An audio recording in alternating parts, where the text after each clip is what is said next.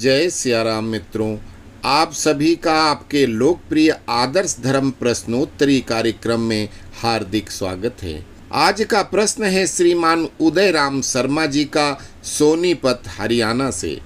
उनका प्रश्न है कि क्या श्री राम जी मांसाहारी थे?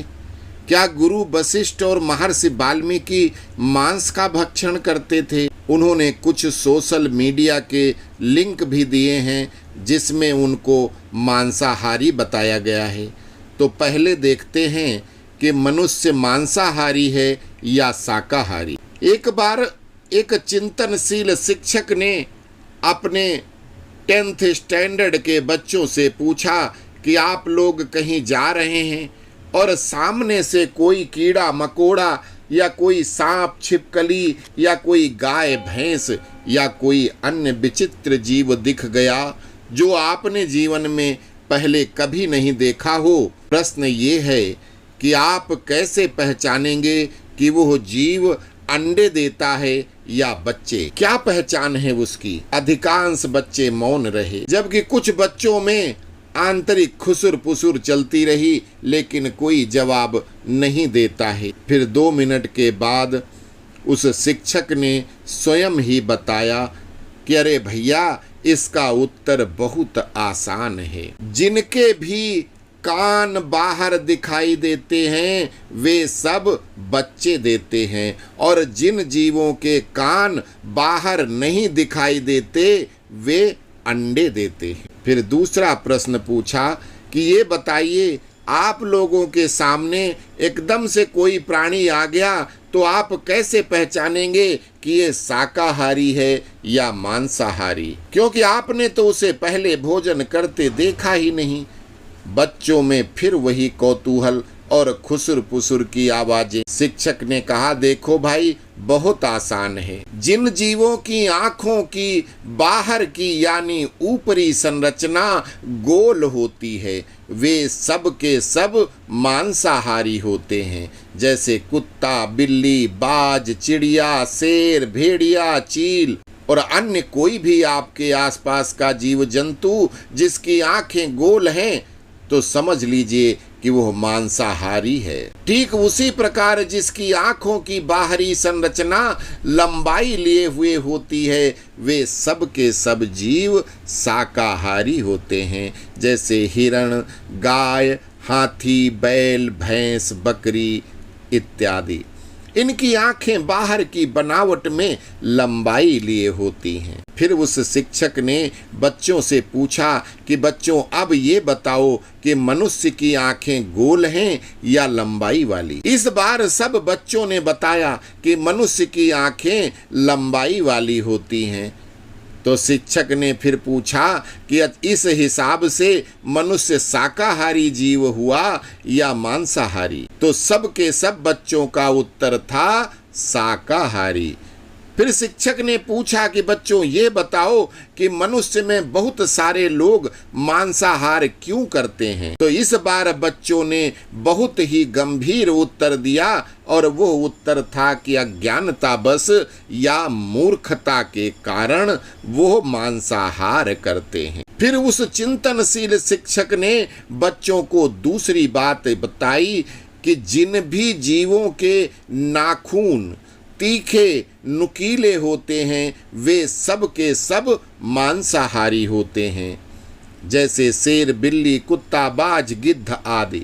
और जिन जीवों के नाखून चौड़े चपटे होते हैं वे सब के सब शाकाहारी होते हैं। जैसे मनुष्य, गाय, घोड़ा, गधा, बैल, हाथी, ऊंट, हिरण, बकरी आदि। इस हिसाब से भी अब ये बताओ बच्चों कि मनुष्य के नाखून तीखे नुकीले होते हैं या चौड़े चपटे? सभी बच्चों ने कहा कि चौड़े और चपटे। फिर शिक्षक ने पूछा कि अब ये बताओ कि इस हिसाब से मनुष्य को कौन से श्रेणी में रखा जाए, शाकाहारी या मांसाहारी? सब के सब बच्चों ने एक सुर में कहा कि शाकाहारी। फिर शिक्षक ने बच्चों से तीसरी बात बताई कि जिन भी जीवों अथवा पशु प्राणियों को पसीना आता है वे सब के सब शाकाहारी होते हैं। घोड़ा, बैल, गाय, भैंस, खच्चर, इन सब के पसीना आता है, जबकि मांसाहारी जीवों को पसीना नहीं आता, इसलिए वे कुदरती तौर पे अपनी जीभ को बाहर निकालकर लार टपकाते हुए हांफते रहते हैं और इस प्रकार से वे अपनी शरीर की गर्मी को नियंत्रित करते हैं। प्रश्न ये उठता है कि मनुष्य को पसीना आता है या मनुष्य जीभ से अपने तापमान को एडजस्ट करता है? सभी बच्चों ने कहा कि मनुष्य को पसीना आता है। तो शिक्षक ने कहा, तो ये बताओ इस बात से भी मनुष्य कौन सा जीव सिद्ध हुआ? तो सब के सब बच्चों ने एक साथ कहा, शाकाहारी। सभी लोग, विशेषकर अहिंसा में, सनातन धर्म, संस्कृति और परंपराओं में विश्वास करने वाले लोग भी चाहें तो बच्चों को नैतिक बौद्धिक ज्ञान देने अथवा सीखने पढ़ाने के लिए इस तरह बातचीत की शैली विकसित कर सकते हैं। इससे जो वो समझेंगे, सीखेंगे, वो उन्हें जीवन भर काम आएगा, याद रहेगा, पढ़ते वक्त भी बोर नहीं होंगे। बच्चे अगर बड़े हो जाएं तो उनको ये भी बताएं कि कैसे शाकाहारी मनुष्य जानकारी के अभाव में मांसाहार करता है और कहता है कि जब अन्न नहीं उपजाया जाता था तब सब मांसाहार का सेवन करते थे, जो सरासर गलत है, झूठ है, अज्ञानता है। क्योंकि मनुष्य कंद मूल एवं फलों पर जीवित रहते थे, जो सही है एवं उनकी संरचना और स्वभाव से मेल भी खाता है।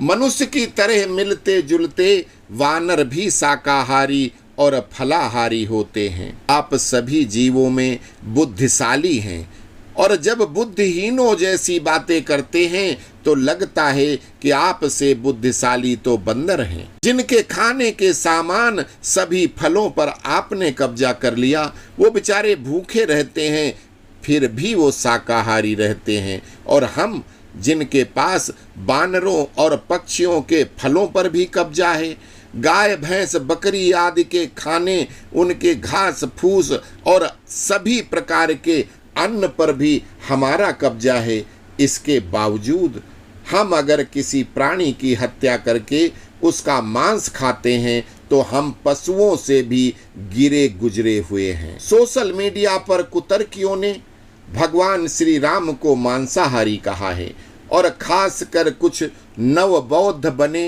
अम्बेडकरवादी लोग उदाहरण देते हैं कि राम जी भाइयों के साथ शिकार करते थे। उन कुतर्कियों की बुद्धि पर तरस आता है। अभी आप लोगों को बहुत कुछ पढ़ने की जरूरत है। शिकार सिर्फ हिरण का ही क्यों होता था? क्योंकि हिरण इधर उधर, आगे पीछे, दाएं बाएं, ऊपर नीचे हर तरफ भागकर निशानेबाज को निशाने को पक्का करने का मौका देता है। और क्षत्रिय जिनको युद्ध करना होता था वो हिरणों पर निशाना लगाते थे, उनका मांस खाने के लिए नहीं बल्कि शत्रु कैसे बचेगा और उस पर उनका निशाना कैसे ठीक बैठेगा। कुछ विधर्मियों ने यहाँ तक गुरु वशिष्ठ और वाल्मीकि जी को भी मांसाहारी बताया है। उनसे सिर्फ इतना कहना चाहूंगा कि पहले संस्कृत की कख सीखो, अपने आप गलत सलत उत्तर मत बताओ। जो भी मनुष्य मांसाहारी थे उनको उस कालखंड में राक्षस की संज्ञा दी जाती थी। जो रात को लूट मार करते थे इसलिए उनको निशाचर कहा जाता था। जो शराब पीते थे, दूसरों की बहु बेटियों को ताकते थे, बलात्कारी थे, उनको व्यसनी, दैत्य, दानव, राक्षस की संज्ञा दी जाती थी। वही परंपरा अभी भी है। थोड़ा अपभ्रंश होकर बलात्कारी, डकैत, चोर, म्लेच्छ आदि शब्दों की संज्ञा दी जाती है। आर्य का मतलब ही श्रेष्ठ होता है। जो खुद आर्य थे, जो दिनों दिन नहीं वर्षों वर्ष तक अपनी भूख प्यास को रोक सकने की क्षमता रखते थे, वो भला मांसाहारी कैसे हो सकते थे? यहाँ पर बचपन में एक हिंदी मुहावरा पढ़ा था, वो वही चरित्रार्थ होता है। और वो था कि सावन के महीने में हुए अंधे व्यक्ति को जीवन भर सिर्फ हरा हरा ही दिखता है। असल में वो लकीर के फकीर अपनी सोच का विकास नहीं कर सके और मुफ्त की मैकाले शिक्षा पद्धति से पढ़कर कोई आध्यात्मिक ज्ञान प्राप्त नहीं कर सकता, क्योंकि उसमें तो आपको सिर्फ सनातन विरोध ही बताया जाएगा, राक्षस कर्म ही सिखाया जाएगा। उसी प्रकार मांसाहारी राक्षसों को श्री राम क्या, कृष्ण क्या, परशुराम क्या, वशिष्ठ क्या, सभी मांसाहारी ही दिखेंगे, क्योंकि वो सावन में अंधे हैं। अपने पाप को छिपाने के लिए ही दूसरे को पापी बोलने का प्रचलन बहुत पुराना है और यही ये वामपंथी मीम भीम वाले कर रहे हैं और सोशल मीडिया पर झूठ फैला रहे हैं, ताकि ज्यादा से ज्यादा लोग पाप के रास्ते पर चलकर उनके जैसे बन जाएं। आप लोग आर्यपुत्र हैं। आर्यपुत्र सिर्फ शाकाहारी होते हैं और जो आर्यपुत्र होकर मांस खाते हैं वो रावण कुंभकर्ण की तरह आर्यपुत्र होकर भी राक्षस कहे जाते। वहीं निषाद कुल में पैदा होकर भी शाकाहारी आर्यों की परंपराओं पर चलकर निषाद राज गुह भगवान श्री राम के दोस्त बनते हैं, उनका सानिध्य, उनकी भक्ति प्राप्त करते हैं। निष्कर्ष स्वरूप में भगवान श्री राम गुरु वशिष्ठ या महर्षि वाल्मीकि सहित सभी आर्य सिर्फ और सिर्फ शाकाहारी थे और इस बात के एक नहीं हजारों प्रमाण हैं। सबसे बड़ा प्रमाण शाकाहारी मनुष्य ही दीर्घजीवी होता है, मांसाहारी की आयु हमेशा कम होती है। तो आशा करता हूँ कि उदयराम शर्मा जी आपके प्रश्न का उत्तर मिल गया होगा। अस्तु। जय सिया राम।